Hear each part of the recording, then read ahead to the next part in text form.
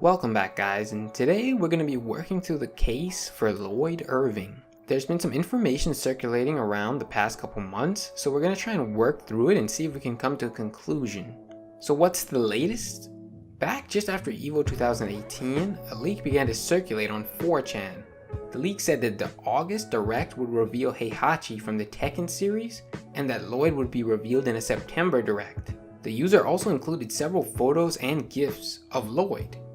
Now as far as the GIFs go, anyone who I asked who was a fan of the Tales series, they all agreed that they had never seen this footage in any other Tales game, so that right away was a point in favor of the leak. However, as we know by now, Heihachi was never revealed in that August Direct, which is not a good sign. Additionally, as of now, the leak has been removed from 4chan, so needless to say, things aren't looking too hot. So what else do we know? Lloyd is one of the poster boys for the Tales series. Now for those who don't know the background of Tales, it's one of the most successful JRPG franchises out there. The Tales series has been around since 1995 and has 16 core title games.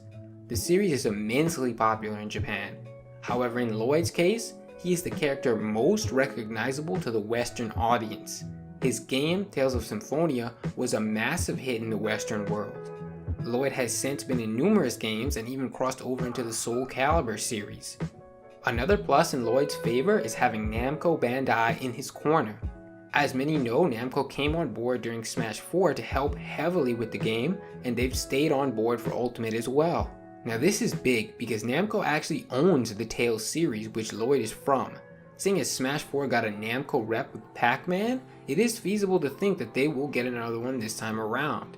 And Lloyd would definitely have high potential since he is so recognizable in the video game universe. Also, it was recently announced that the Tales of Vesperia Definitive Edition is getting a release on the Nintendo Switch.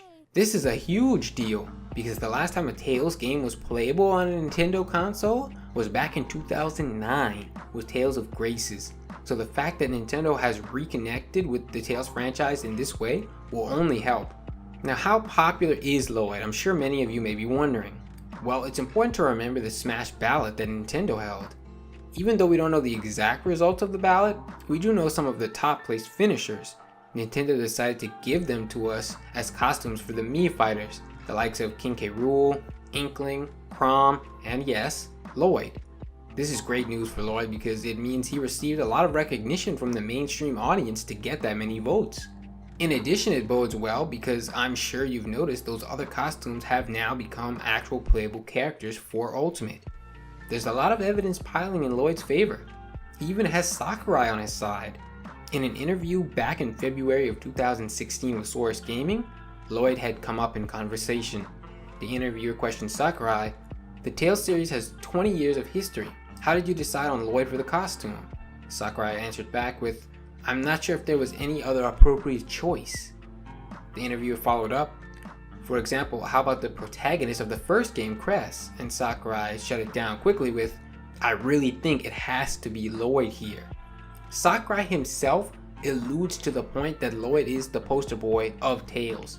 If a Tales character is going to be in Smash, it has to be Lloyd. There's no better person to have on your side than Sakurai in this case. Given these strong words and the date of the article, I think it even bolsters Lloyd's chances further. We have knowledge that the final roster for Smash Ultimate was decided upon around 2015. So the fact that Sakurai is giving this strong of a nod to Lloyd less than a year later, I think is very telling. Often an underrated point is a unique trait that Lloyd has. He would be the first dual wielder for swords in Smash. And as you all know, we have a lot of sword characters in the Smash universe so far. And Lloyd's patented style of dual wielding, I think that's at least a small bonus point for his inclusion if they are going to put another sword character in there. The design team could have a lot of fun incorporating the dual wielding style into his moveset. Lastly, Namco revealed this year that a new Tales game has already been in development. Now the Tokyo Game Show is coming up in September from the 19th to the 23rd. And even before that, Namco is holding a party for the 10-year anniversary of Tales of Vesperia on the 16th of September. Those are a bunch of opportunities that Namco can choose to share information about this new Tales game. But also, Nintendo could get involved as well. What better time to release a Lloyd reveal trailer than when the new Tales game is getting new footage announced. The timing just seems too perfect, and I would keep my eyes peeled during mid-September. So while I think the initial leak for Lloyd has been deconfirmed, I still think this character has a high chance of getting into the game. If he's not in the base game, I feel very confident he will at least get in on some post-launch DLC. There's just so many things pointing to his inclusion that it's hard to ignore. With that being said, let me know what you guys think down in the comments below. Is Lloyd going to get in, or is he doomed for another Mii costume? Don't forget to check out my last video on Skull Kid and Rayman, and subscribe if you liked the video for more future content, and I will see you guys next time.